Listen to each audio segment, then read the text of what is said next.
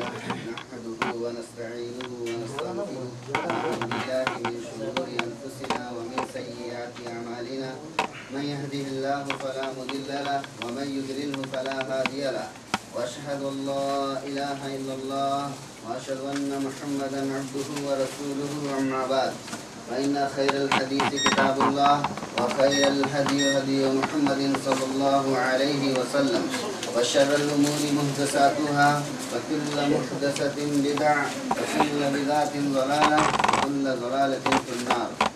أعوذ بالله من الشيطان الرجيم. بسم الله الرحمن الرحيم.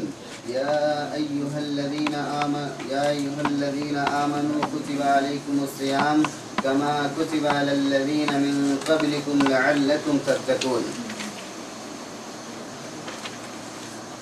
تمام طرح کی تعریف اس وحدہ لا شریک خالق کائنات جس نے ہمیں اور تمام کائنات کو پیدا کیا، اور کروڑوں درود و سلام ہو اس ذات مطہرہ پر جن کا نام نامی اسم گرامی احمد مصطفیٰ محمد مصطفیٰ صلی اللہ علیہ وسلم، اور جو ہمارے لیے ہماری رشد و ہدایت کے لیے اللہ سبحانہ و تعالیٰ نے مبعوث کیا.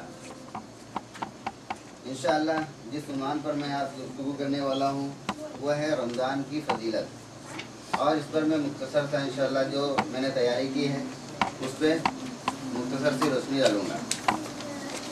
سب سے پہلے رسول اللہ صلی اللہ علیہ وسلم نے فرمایا جو اتاکم رمضان شہر مبارک. رسول اللہ صلی اللہ علیہ وسلم نے فرمایا تمہارے سامنے ایک ایسا مہینہ آنے والا ہے جو مبارک ہے، ایک مبارک مہینہ آنے والا ہے جس کے بارے میں ہر انسان پورے سال یہ سوچتا ہے، اور جس کے بارے میں محمد رسول اللہ صلی اللہ علیہ وسلم نے رہنمائی کر دی کہ تمہارے سامنے ایک ایسا مہینہ آنے والا ہے جو مبارک ہے. مبارک ہم کسی چیز کو کب کہتے ہیں؟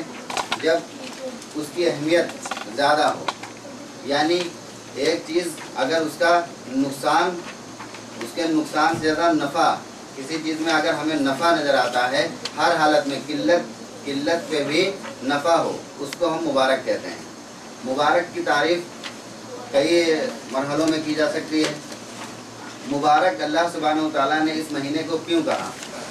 یہ مہینہ ایک ایسا مہینہ ہے جس کے آنے کے بعد ہر انسان کے اندر ایک عملی جذبہ تیار ہوتا ہے. یعنی پورا سال انسان جو کاموں کو نہیں کرتا ہے، عبادت میں نہیں آتا ہے، نہ ہی وہ نماز پڑھتا ہے، نہ ہی وہ نفلی روزے رکھتا ہے، نہ ہی کوئی بھی عبادت کرنے سے قاصر رہتا ہے، دور رہتا ہے.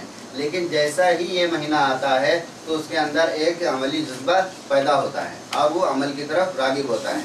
اللہ سبحانہ و تعالیٰ نے اس مہینے کو اسی لیے رکھا کہ انسان کے سامنے جب یہ مہینہ آتا ہے تو اس مہینے میں وہ داخل ہونے کی کوشش کرتا ہے.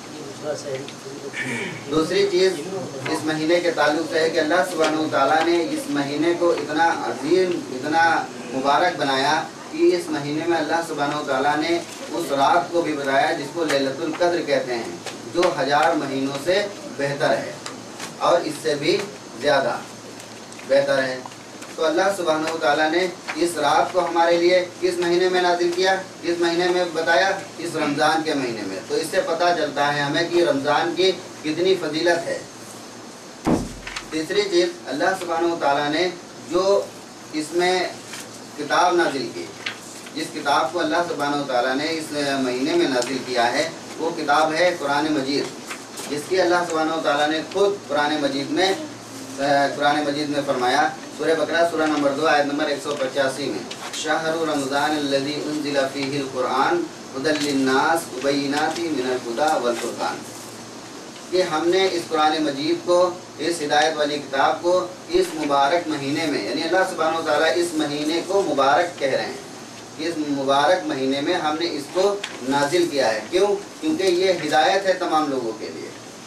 اگر ہم کوئی عبادت کرتے ہیں تو عبادت کرنے سے پہلے ہمیں قرآن مجید اللہ تعالیٰ نے ہاتھ میں دے دی کہ جو ہے اس کے مطابق ہی تم عبادت کر سکتے ہو. اس رمضان کی فضیلت اللہ سبحانہ و تعالیٰ نے قرآن مجید میں فرما دی. اور اس یہ قرآن اللہ سبحانہ و تعالیٰ نے جو یہ آیت کریمہ نازل کی، اس میں ہدایت بھی بنایا اور یہ بھی کہا शहर रमज़ान अल्लज़ी उन्ज़िला फ़ीहिल कुरान हुदल लिन्नास व बय्यिनाति मिनल हुदा वल फुरक़ान, कि हिदायत की किताब अल्लाह सुब्हानहू व तआला ने नाज़िल की। दूसरी चीज़ इसमें क्या है कि फुरक़ान यानी हक और बातिल के दरमियान फ़र्क करने वाली, कि इंसान एक इबादत करता रहता है, लेकिन उसको ये नहीं मालूम होता है कि हमारा हक रास्ता क्या है या इसमें हक बात कौन सी है। हक बात को जानने के लिए अल्लाह सुब्हानहू व तआला ने इस कुरान मजीद को नाजिल किया, जो रमज़ान के महीने में नाजिल किया। इससे ये पता चला कि रमज़ानुल मुबारक का महीना हमारे लिए कितना फजीलत वाला और कितना मुबारक है। चौथी चीज़ इसमें यह है कि रमज़ान के महीने में, खुसूसन रमज़ान के महीने में रसूलुल्लाह सल्लल्लाहु अलैहि वसल्लम ने फरमाया कि शैतानों को कैद कर दिया जाता है, सरकश शैतानों को कैद कर दिया जाता है।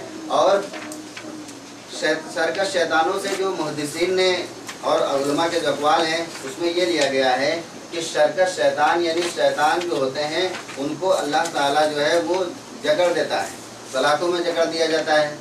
लेकिन वो जकड़ने के बाद अब ये होता है कि बहुत से शैतान हैं, बहुत से ये कहते हैं कि नहीं अभी तो शैतान को जकड़ भी दिया गया, जब भी बुरे काम हो रहे हैं, बुरे काम करते हैं।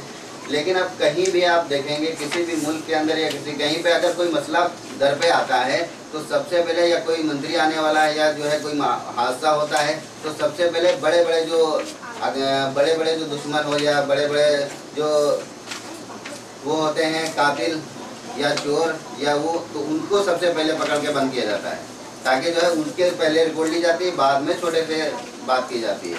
तो अल्लाह सुब्हानहू व तआला ने ये एक बात रखी है कि सबसे पहले बड़े शैतानों को अल्लाह ताला बंद कर देता है। और शैतान को कैद करने का, शैतान को अल्लाह ताला कैद करता है, तो उससे हमें ये भी पता चलता है कि इस रमज़ान में इंसान कितनी इबादत करने लगता है। एक इंसान नवाफिल जो अदा नहीं करने वाला वो फ़र्ज़ और नवाफिल को भी अदा करने वाला हो जाता है, पूरे रमज़ान के रोज़े भी रखने वाला हो जाता है। तो इस रमज़ान के ताल्लुक़ से हमें ये पता चला कि अल्लाह सुब्हानहू व तआला ने इसमें कितनी खैर व बरकत रखी है। ये खैर व बरकत वाला महीना है, इसलिए इस महीने में ज़्यादा से ज़्यादा हमें ये कोशिश करनी चाहिए कि इस बरकत वाले महीने में हम सदका करें, खैरात करें और ज़्यादा से ज़्यादा नमाज़ पढ़ें। फ़र्ज़ नमाज तो हम पढ़ते थे, लेकिन नवाफिल का ज़्यादातर ख्याल रखें, क्योंकि इसमें अल्लाह सुब्हानहू व तआला ने ज़्यादा रखा है। हर जब 11 महीनों में सबसे अफजल महीना किस लिए रखा गया? इसलिए कि इसमें अल्लाह सुब्हानहू व तआला एक के बदले कई दर्जे देता है। इसलिए अल्लाह सुब्हानहू व तआला से दुआ है कि हम इस महीने को जिस तरह अल्लाह और अल्लाह के रसूल ने हमें बताया है, इताअत रसूल के मुताबिक हमको इसको गुजारने की तौफीक अता फरमाए।